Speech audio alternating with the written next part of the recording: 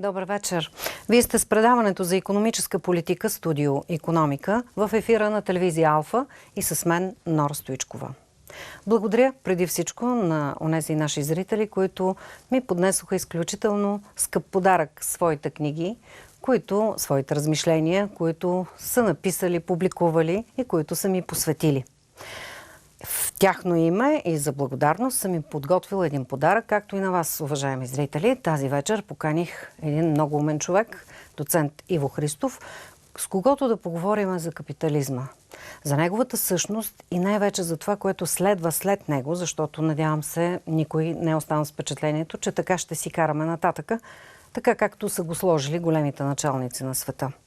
След малко доцент Иво Христов и за това какво ни следва след като приключиме с последната война в Близки изток. Гледайте ни!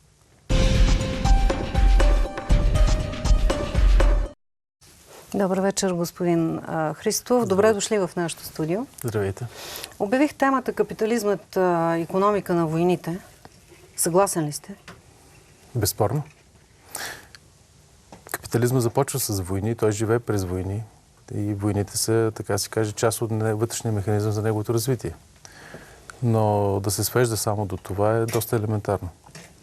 Това е много интересна социална система, която започва своето интересно и увлекателно пътешествие и кърваво, между другото, преди повече от 500 години. Когато всъщност капитализма възниква като страничен продукт от разпадането на западноевропейския феодализъм, защото друг не е имало.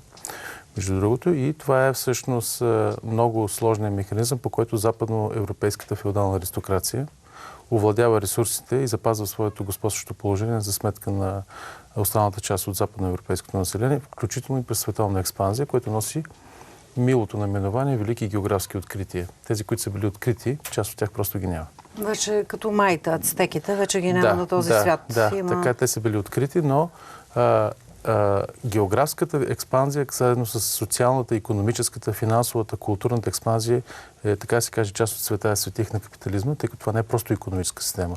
Това е сложна социална система, която има много и различни аспекти. Вие сте специалистът, но така както един профан, като мен чете историята на икономиката, вижда, че някак си уж се движим по спирала, уж нагоре, а всъщност повтарям едно и също от преди робовладелското общество. Тоест на някакви етапи има опити да се направи силна социална система, каквато беше примерно опитът да се направи социалистическа система. Нали така? Има опити да се центрира човекът. Тоест непрекъснато се лашкаме или да сложим Негово Величество човека в центъра на всички събития, и така да увековечим малцината сред нас, които да пребъдат и техните поколения в богатство, в благополучие, всички останали да работим за тях. Или обратното, колектива, който се издига като култ, но пак едно и също в края. Всичките тия опити, всичките тия, говоря за опити само за социализма, нали? Всичките тия социални системи в крайна сметка финишират в една глобална война и оттам нататъка следва нещо друго. Какво следва сега? След това, което виждаме, което се разгаря в Близкия изток и което няма като че ли бърз и лесен край. Това е просто само елемент от една каскада от причини, както казва един изключително уважаван от мен руски анализатор, професор Андрей Фурсов, тъй като всъщност ние преживяваме един изключително драматичен момент. Между другото, нашите зрители една хубава новина за тях, че рядко се случват такива неща в историята. А ние пребиваваме и сме част от един такъв момент, когато една просто цяла цивилизация приключва своето съществуване и в момента ние се гърчим в края на едната и в началото на другата. Разбира се, да не ти дава Господа живееш в интересни времена, са казали китайците. В случая е точно такъв, защото ние всъщност присъстваме на приключването на капитализъм, поне в ония му вид, който ние го познаваме. Ние присъстваме на демонтажа на капитализма и то не както Маркс казваше от осъществено от пролетарията, а от самите капиталисти. И второ, някои си мислят, че тук това е хубавата новина. Не, това е лошата новина. Тъй като никой не е казал, че след демонтажа на това, което ни е известно като капитализъм, не идва нещо по-добро. Напротив, идва нещо много по-жестоко и по-ригидно. В сравнение с което веднага съобщавам. Елемент от демонтажа на капитализма е, да речем, демонтажа на социалната държава. една действително реалност, която съществуваше между края на Втората световна война и, да речем, периода до голямата нефтена криза от 1971-1972 година. Така наречена welfare state, когато всъщност беше създадена това, което се нарича работническа аристокрация на Запад, голяма средна класа и общество на всеобщо благоденствие. Това беше абсолютно необходимо поради две причини. Първо, беше открит, че механизма за икономически растеж преминава през масовия потребителски пазар. И второ, беше открито, че ако вие не дадете концесии на собственото си население, то може да стане много опасен проблем за вас, защото от друга страна стоеше противопоставянето с Съветския съюз и така наречен социалистически лагер. Следователно, даваха се концесии в едната и в другата посока. В момента, в който едната част от уравнението Съветски съюз престана да съществува, вече нямаме геополитическа необходимост от даването на такива социални концесии. И второ, което е много по-важно, капитализма в новата си технологична фаза, защото не дайте забравя, че капитализма е много тясно свързан с научно-техническата революция, той няма нужда вече и от потребителско масово общество. И колкото да е странно, тъй като ние влизаме в това, което се нарича, някои икономисти го наричат шести икономически цикъл, технологичен цикъл, т.е. икономика, която всъщност е без хора. Ако влезете в безлюдните цехове на някои хай-тек компании в Калифорния или в Япония, вие ще видите за какво става дума. Следователно, нямаме нужда не просто от експлоатиране на работническа класа в различните видове, просто нямате нужда от тези хора въобще. Следователно, на лице е двойна, така да се каже, двойно противоречие. От една страна ликвидирането на средната класа, тъй като тя не е необходима. От друга страна ликвидирането на пролетариата, тъй като той не е необходим. И от трета страна целият този много сложен процес е тясно свързан с демонтажа на политическите механизми, които ограничаваха капитала в неговите, така се каже, най-драстични форми. Правовата държава, представителната демокрация, националната държава въобще, като такава. И не на последно място бива демонтирано дори каквито да е било илюзии за демокрация, каквото да означава това. Ако в началото на капитализма, индустриалния им предвид капитализъм, т.е. в началото на 19 век, това е бил абсолютно необходим елемент. Да бъдат вкарани това, което лорд Биконсвил казва danger classes, т.е. опасните класи, да бъдат вкарани в политически и социални процес. И тогава всъщност се дадат концесии на работническата класа, създават се първите синдикати в Англия и така нататък. Бива вкарани в политическата марионетна игра, наречена представителна демокрация. Разбира се, че реалните решения никога не са се взимали там. Сега този процес е точно обратния. И не на последно място, капитализма следователно има от една страна демонтира социалната държава и демокрацията, а от друга страна той има нужда от войните, за които вие казахте, поради проста причина, че той е екстензивна система. Той трябва да нараства както териториално, така и в дълбочина. Защо? Защото това следва от естеството на самия капитал. Защо? Защото са му нужни повече ресурси, защото са му нужни повече печалби, защото все повече хора се раждат благодарение на подобряване на икономическата среда. Да не го забравяме това. Точно така. Благодарение на подобряване на икономическата среда. А в същото време увеличаването на населението се оказва в противоречие с естеството на и нивото, на което се е развил капитализма. Нали така казахте до сега? Точно така. Значи, ще го кажа съвършено накратко за вашите зрители.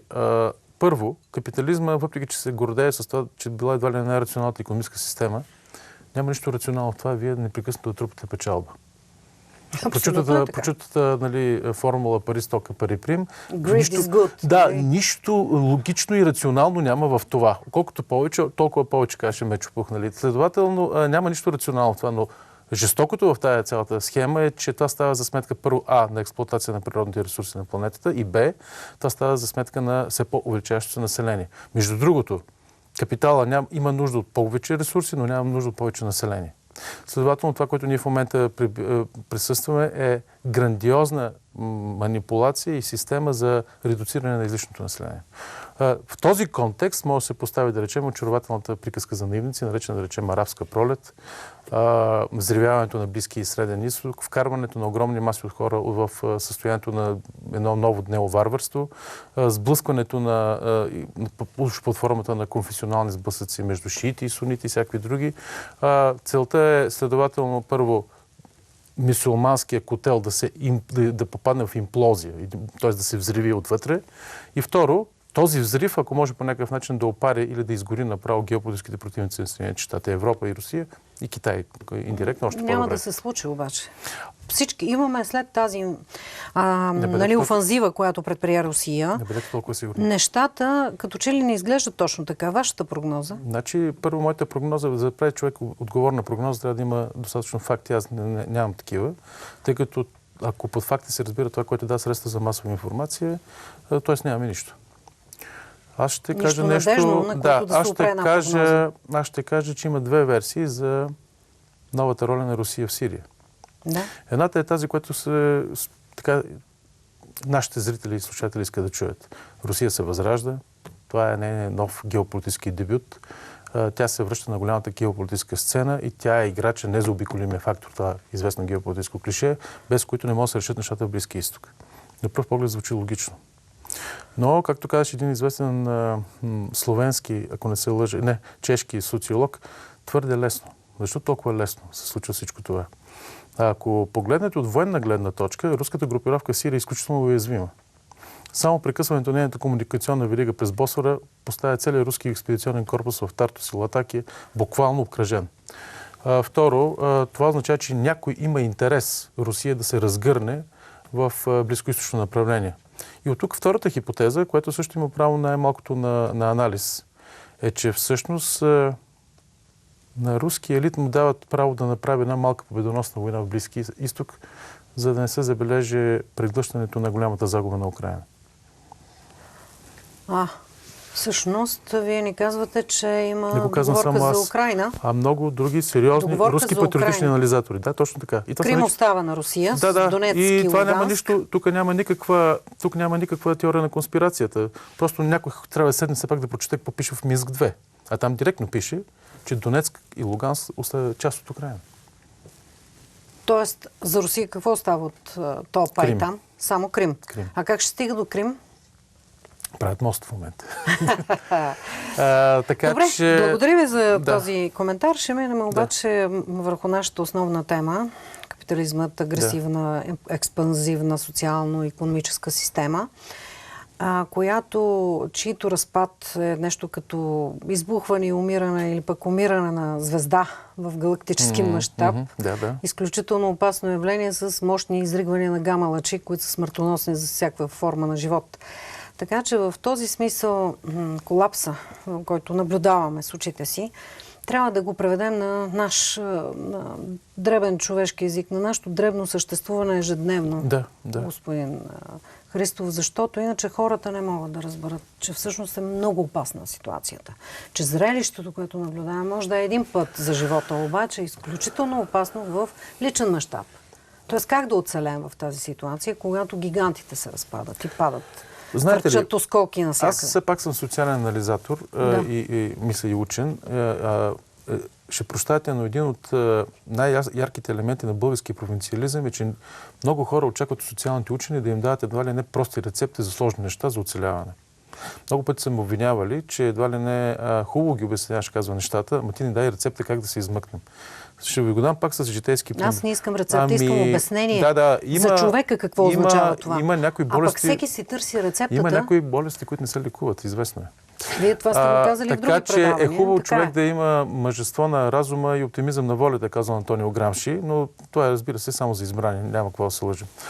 Сега по същество. Първо трябва да е ясно, че ситуацията на България и логиката на България като периферия на развития свят, от една страна, тя беше докарана до това деградирало състояние, на средно развита европейска страна, беше докарана до ниво да бъде Африка в Европа. Ние това сме в момента. И логиката на загниването на това, което се нарича капитализъм в капиталистическия център на Запад, са две различни логики. Проблемът е в това, че докато там, в центъра, инерционните процеси са много по-сложни, много по-дълго време ще траят. Образно казано, там деградацията ще дойде много по-късно и тя ще се разтегне във времето. България просто ще го отнесе по пълна програма и то с компресия на историческото време не повече от 5-10 години. И веднага ви го казвам и всеки от нашите зрители предполагам, че го знае, това не е кой знае каква тайна. Страната първо изчезва демографски. Като казваме, много често казват, те просто така изчезват демографски, изчезват българите. Държавотворния народ. Българите просто се евакуират от територията, известна се още като България. Те бягат просто като дявол тамян и вече се говори за не за 2 милиона или 2 милиона и половина, а почти 3 милиона души вече са се изнесли от една страна. А пък тъй като света е качествено, той не е количествено явление, кое е според вас ценно и по-важно и по-тежко? 100 овце или 10 вълка? 100 овце. Така. Да. А 100 овце със сигурност. Не, 10 вълка, поне ги разбира се. стрижим и пием мляко от тях. 10 вълка са качественото явление. Може, обаче, когато от една демографска... Не са. Не, разбира се. Овце е много, обаче вълци малко. Когато от една демографска ситуация вие извадите качеството, това е като солта в гозбата. Когато е по-малко е буламач, когато е много пак е буламач. Необходимото количество. 100 хиляди да напуснат тая страна, но правилните 100 хиляди, и тук ние се превръщаме в тюрлюги вече демографски, както вече сме се превърнали. Просто излезте на улицата и вижте какви антропологични типове ходят по улиците и ще ви е ясно, що сме на това дередже. Второ, върват тежки процеси на деградация интелектуална, социална. И то не е по отношение на средните или на старшите генерации. Аз все пак се занимавам с млади хора, по отношение на младите хора. Те са вкарани в двоен капан. От една страна те биват обработвани чрез средства за масова информация, включително и това, което се представя за образователна система, от една страна. И от втора страна те, разбира се, нямат реална представа за света, в който живеят. Младите, както са казали китайците, ако искате да управлявате на обществото, дайте му да учат децата му.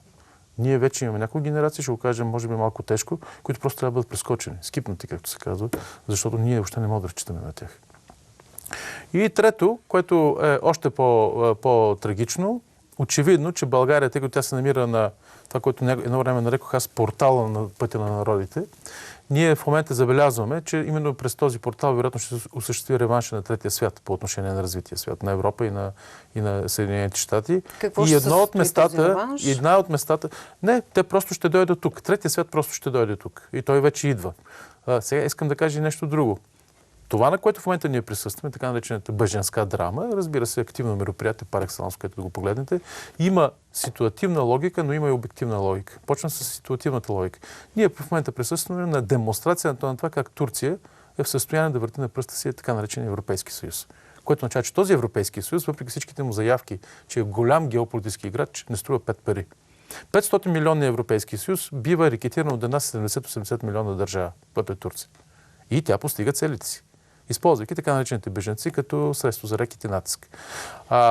Обективната ситуация обаче е следната, и той е един много известен френски философ, Ален Бенуа, го каза преди време. Европа е континент от старци. 500 милиона, ма какви? Деградиращи, умиращи, застаряващи.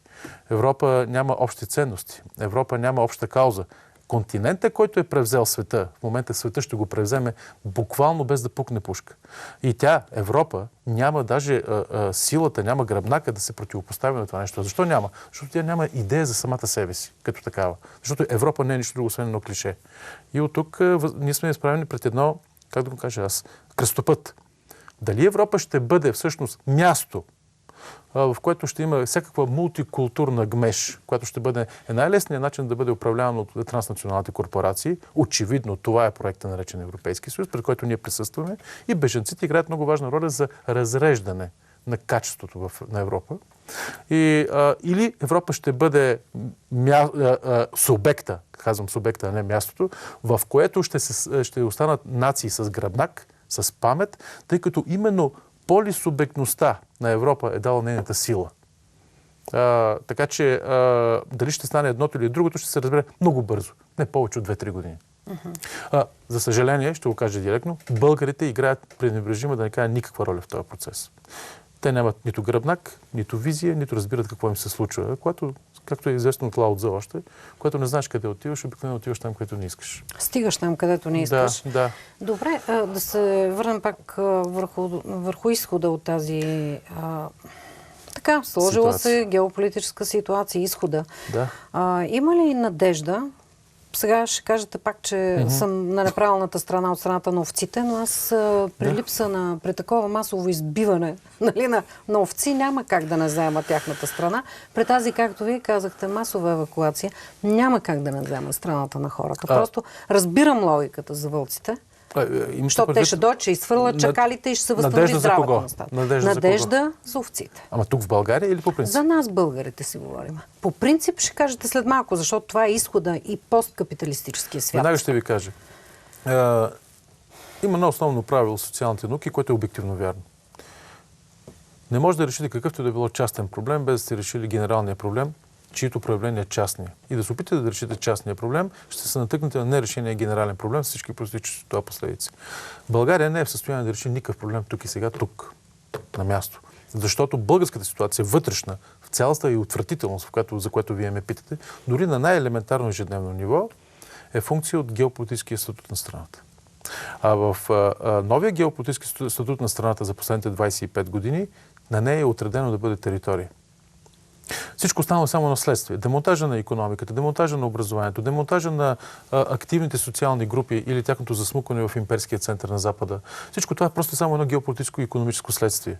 Докато не се промени рязко геополитическия статут на страната, България в тази ситуация е просто като, ще прощавате за доста нелицеприятния пример, тя е просто като полуумиращ човек, който е сложен на система и до време му слагат глюкоза, за да могат да му източат още кръвта. Глюкозата се нарича европейски помощи, които биват разпределени между крадливата българска върхушка, която е колониална администрация на терена, това е повече от ясно. Тя е удобна да администрира тая територия, а от друга страна източването, то ще приключи много скоро, защото ресурсът приключи. Ние вече, България се превръща в износител на три неща и по-скоро престава вече да бъде износител на това. Високо развита образована работна ръка, която беше продукт на социализма, тя просто се изнесе. Слабо и ниско развита работна ръка, която също за последните 20 години колкото можа се изнесе, а сега вече си имаме бежанци, които могат да я заместят още по-добре. И на трето място износ на обработени или слабо обработени суровини. Следователно, двата потока ще пресъхнат поради липса на хора, казано простичко, а пък третия поток ще дойде тук да го експлоатират други. Ако се смени и пропука политическото статукво, ако влезнат свежи сили вътре в около лостовете на държавата, говоря директно, не самото политическо статукво, което... Мисля, че ясно се изразих. Да. Промяната е функция на геополитическа промяна, тоест, не обратно. Няма начин, ако геополитически не се промени света, няма начин за промяна в България. Това е другата уникална особеност на тази дяволска система, ще използвам това клише, е, че капитализма осъществява буквално като вампир. Той е в състояние да осигури своята виталност, когато вкара в системата своите опоненти. Това е първата социална система, която не просто унищожава своите опоненти. Напротив, унищожаването върви чрез тяхното инкорпориране в политически, икономически и всякакъв друг живот. В момента, в който ги вкарате, те вече стават системна част от нея. И бидейки системна част от нея, те играят по правилата на системата. Справка си риза. Да, мисля, че става ясно за какво и да реч на терена, но да предположим вече, че сме 10 години напред, както казахте, 2020-2025 вече, може би към 2030. Какво следва след всичко това? Какво идва? Как ще изглежда обществото, но не само в България, изобщо в Европа, в света, как ще изглеждат нещата? Ще обеднеем, ще кървави междуособици, битка с нашественици. Какво ще стане? Които разграбват икономическите ресурси. Никой битка с никой нашественици няма да има. Съжалявам, че го казвам. Приказките за нашето геройство са само на, както казва Ботев, пием буйни песни, зъбим се на тирана, механите нам са тесни, крещим, хайде на Балкана. Крещим, докато изтрезнеем, по-нататък всичко знаят за как продължава. Нищо такова няма да се случи, освен високопарни приказки. Вижте, единственият шанс са в две неща. Първо, това, което се е самонарекло Европа, да се еманципира от тази брюкселска плесен, която в момента всъщност паразитира върху нея и действително ще я докара до това да бъде мултикултурно стадо, което да бъде стригано и доено от транснационалните корпорации. Европа е подпряна буквално от три места. Гигантската дъга на нестабилност от юг, която между другото непрекъснато бълва ерупция от бежанци, т.е. групи от хора, които трябва да я държат в едно стресово състояние. От изток, с взривяването на така наречения украински казус, под който всъщност бяха прекъснати генетичните и функционални връзки между Европа, разбирате, Германия и Русия, което може да даде икономически най-вече военен гръбнак на Европа. И самото вързане на това, което се нарича европейска икономика с Северноатлантическото споразумение за свободна търговия. Ако Европа успее да се откъсне поне от една от тези примки, ако успее да подмени трансатлантическия елит, който в момента управлява в Брюксел, ако Европа завие към здравите основи все пак на своите национални ценности и осъзнае своя геополитически интерес като нещо различно от това, което в момента се представя за европейския интерес, България има шанс. тогава присъствието на България в Европейския съюз ще стане не минус, а не плюс. Второ, ако Русия, в лицето на нейния елит в момента, разбере, че само спасението на неговото спасение, а и оттам спасението на страната преминава през нейната пълна еманципация от западния проект и превръщането на Русия в самодостатъчна сила и самостоятелен полюс на силата, каквато тя винаги е била, и самодостатъчна цивилизация, която се мира в някаква симбиоза с европейската, това дава втория шанс на България. Всичко останало означава смърт. Интересно. И като казвам смърт, типично по-български, тая смърт няма да дойде с някакви гърмежи и илюминации. Ние умираме всеки ден. Бавно, постепенно, в едно блато... векове наред, пък не сме умрели. В едно блато на посредственост... Не, оставете ти пред патриотарски приказки. Аз ви говоря не е патриотарска приказка. Аз не мисля, че сме били много по-добре преди 5 века, когато сме паднали. Ще ви кажа. Били сме. По една много проста причина. Защо? Социалната структура на българското общество е било... Това са селяни. Тези селяни, както каза известен френски историк Фернан Бродел, са се заровили буквално в земята, като торни бръмбари. Тая земя също се спасила българите, а и корисни интерес на нашите господари и поробители все пак да не убият овцата, която носи... Да. Видяхте ли, че овцата е по-важна? Сега, но в момента социалната структура на българското общество няма нищо общо с тази на българското общество от преди 500 века или даже от преди 50 години. Не дайте забравя, че в рамките на социализма беше извършена гигантска социална революция. Българите от селяни станаха граждани. Граждани не в социалния смисъл на думата, но в момента социализма края на социализма завари всъщност българското общество с един особен социален персонаж.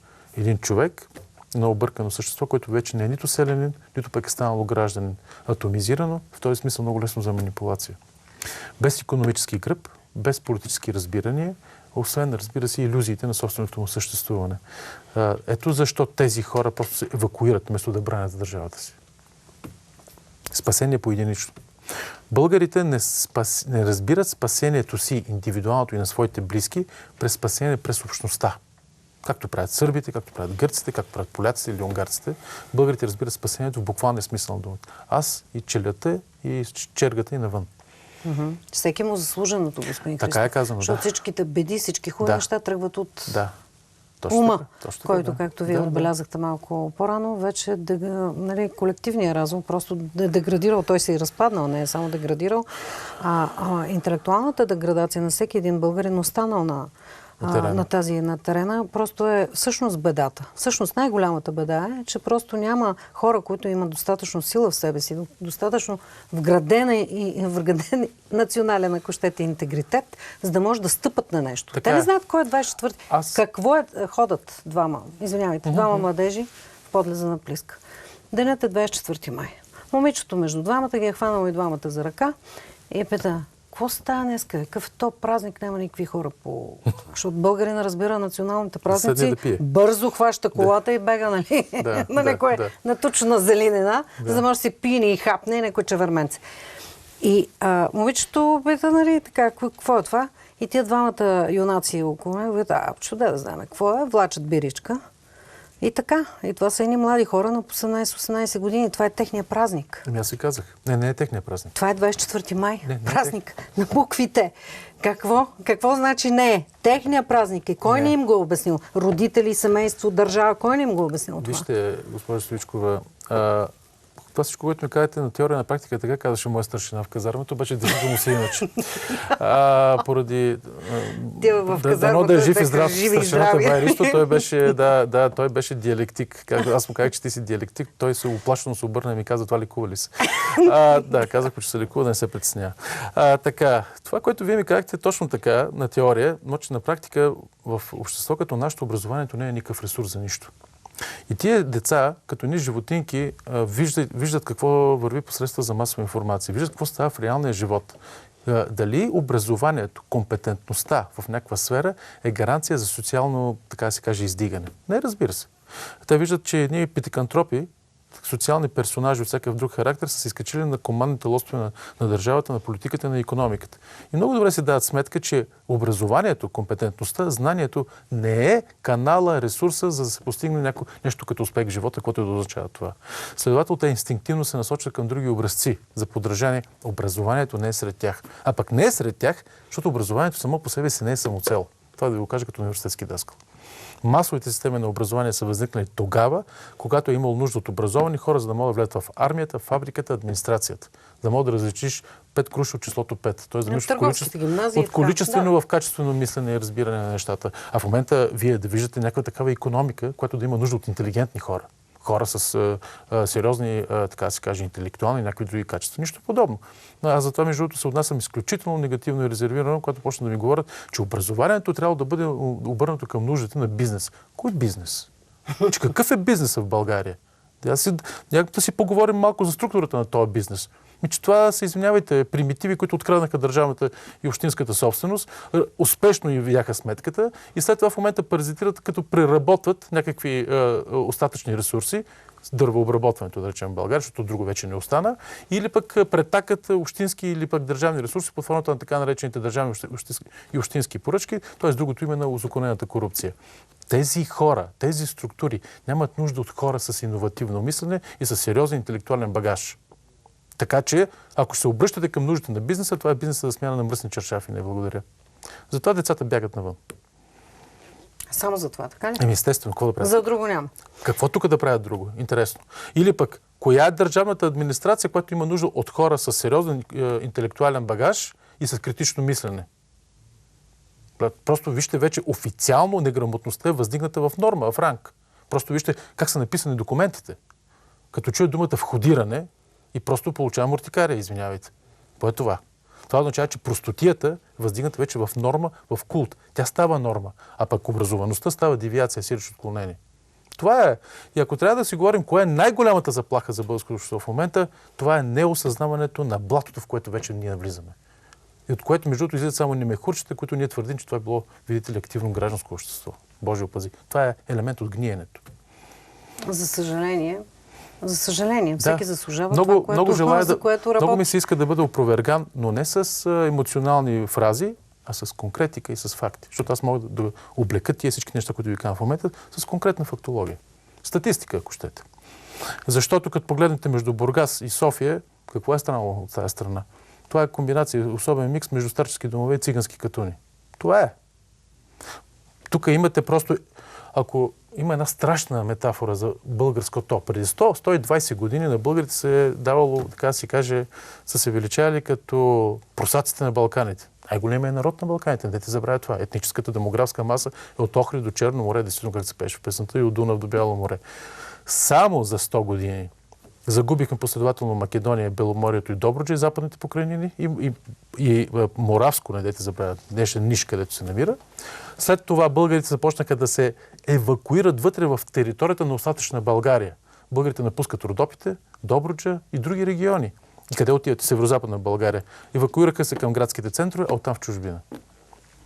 Не, това е абсолютно ясно. Никой не може да ви оспори, нали? И въобще пък и да ви опровергае.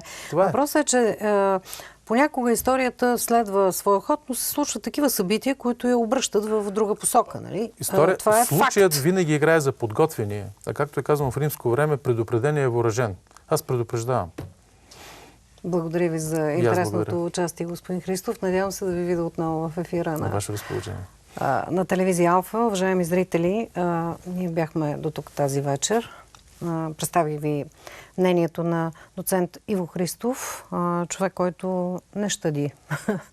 Не щади материята, както се казва, нито нас, неговите водещи, нито пък зрителите. Но е хубаво да чуем истината, защото когато човек прогледне за истината, поне има опорна точка, ако не друго, да начертая някакъв, какъвто и да е, дори и нескопосан план, но да начертая някакъв план за своето близко, пък и по-далечно бъдеще.